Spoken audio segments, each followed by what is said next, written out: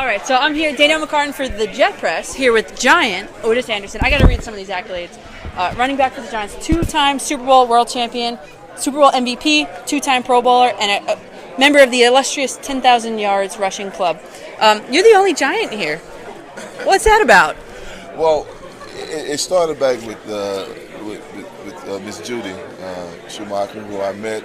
Actually, her car blocked my car in when I was getting service, and it kind of started there. And then I met Kenny, her son, in Orlando with some funky luggage. He had the ugliest luggage I've ever seen in my life. And I wanted to see the people who had the luggage. It happened to be him. And so we started talking, and he mentioned this event, and I said, sure, I'll come at the time. And not really knowing who David was until I seen David, because, you know, I'm a Giant and I don't follow just that much other than.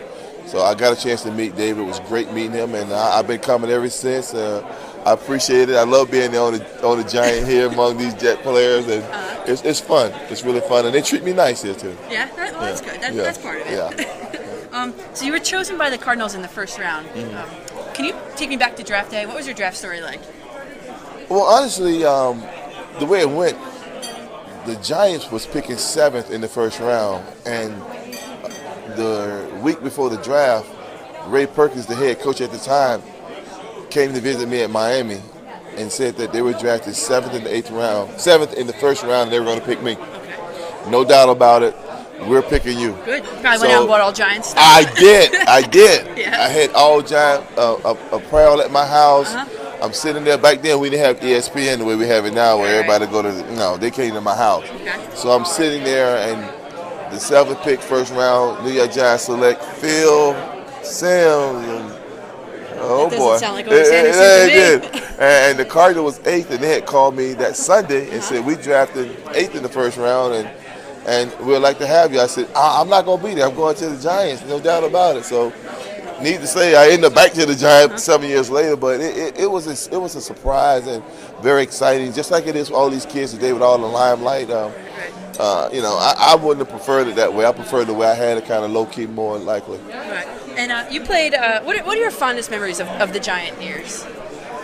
You know what? Everybody's gonna tell you is the camaraderie that we had in the locker room. Watching LT, a guy who basically never lift weights at all, go and dominate football games the way he did was kind of unbelievable, but he did do that.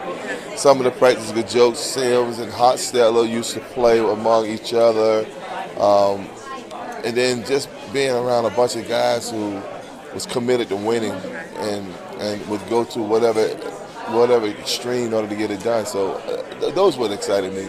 And the Whitney Houston, that national anthem is the best of all time, considered. You were there for that. What was that like in person?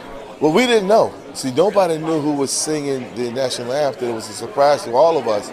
So when she walked out in that in her jumpsuit or either a tracksuit or whatever you want to call it, everybody started whispering, "That's Whitney, that's Whitney." It was like a rush of words running down. Everybody turning, and we were all like, "Oh my God, it is Whitney!" Because technically, I'd never seen Whitney in person, other than I heard who she was.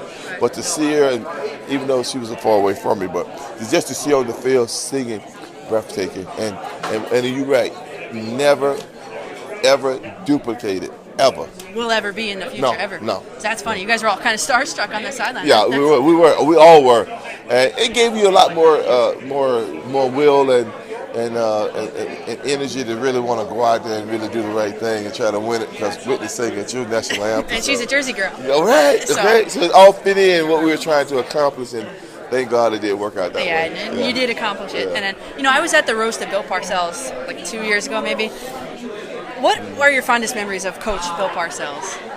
Well, Bill was the guy that if he liked you, you're one of his guys, and he would treat you that way, and you can count on him, if you need something. He's always there, but Bill was kind of guy that would pull your chain too, practice joke kind of guy.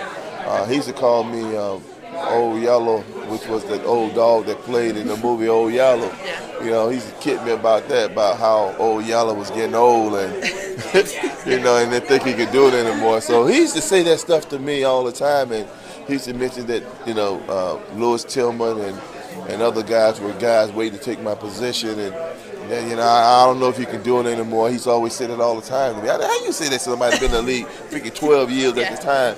He gonna walk by and say, I don't think he can do it, Old Yeller. You know that dog by Old Yeller won't get off the porch. So he kind of do things like that. So it was kind of funny. Cool. And then, so what are you up to nowadays? Well, I do some stuff for the Giants, some of the corporate stuff. I'm an ambassador to everybody, put it that way. If you want to sum up who I am and what I do, I'm an ambassador to everybody. And how's your golf game? Golf game not bad. That's not bad. All right. Not bad at all. All right. Well, thank you very much. Thank you.